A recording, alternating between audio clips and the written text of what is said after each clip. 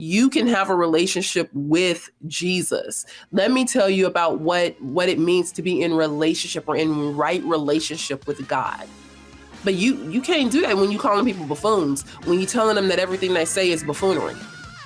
You want to get cut, that'll be the quickest way to get cut and for people to walk away from you.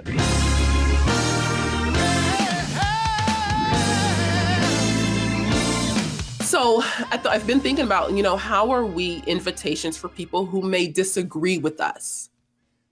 Or for people who may disagree with us in this moment, but have a change of heart later on? No, I don't agree with critical race theory. I don't agree with anti-racism, but I don't want to shut down conversation so much that if someone else changes their mind about their stand in critical race theory or in anti-racism, that they feel like they can't come and have a conversation with me.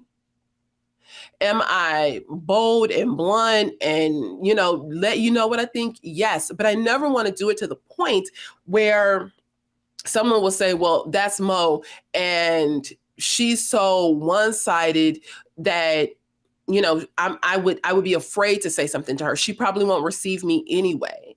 And so how do we hold our positions? Yes, we stand strong, but we also want to make sure that we give answers with gentleness and respect. It's I think it's First Peter. Let's see, I wrote it down. First Peter 3:15, it says, always be prepared to give an answer for the hope you have. Do this with gentleness and respect. So yes, you can give an answer. No one's saying that you shouldn't give an answer. You should give an answer because the answer that you give will let people know of the hope that you have, but we do it with gentleness and respect so that people know that, hey, look, if you ever change your mind, you can come over here and we can have a conversation. Doesn't mean that I'm going to be wishy-washy in my stand. What is it? Proverbs. I think it's Proverbs 15. I don't know the exact verse, but it says a gentle answer will turn away wrath. So if a gentle answer is going to turn away wrath, how can I have a gentle answer so that I'm not creating a wrathful situation or a merciless situation where people don't want to come and experience the love of Christ, the invitation that my life should be to understand or to experience who Jesus is. You can have a relationship with Jesus. Let me tell you about what it means to be in relationship or in right relationship with God. But you can't do that when you calling people buffoons, when you telling them that everything they say is buffoonery. You want to get cut, that'll be the quickest way to get cut and for people to walk away from you.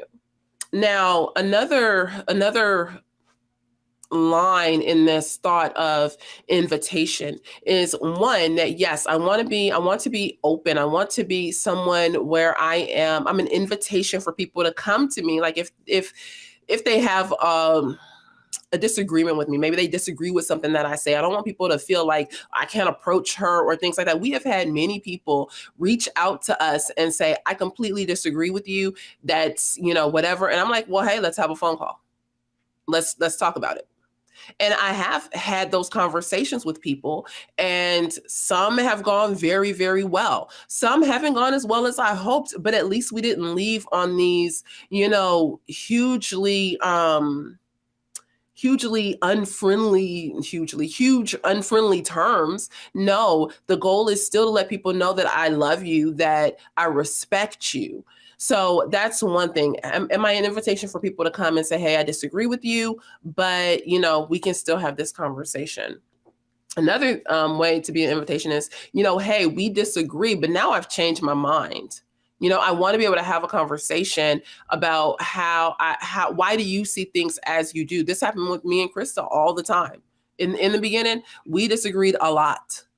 And there were days where I was not at all an invitation. She would say something about critical race theory or about racism or about, slavery or something. And I would just be like, that's stupid.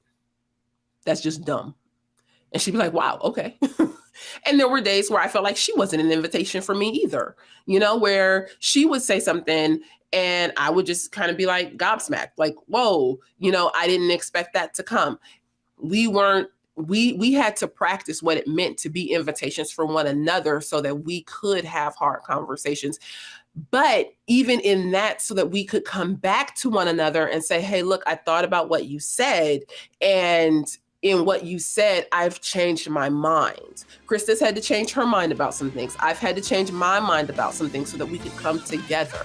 But that only happened as we were invitations for one another.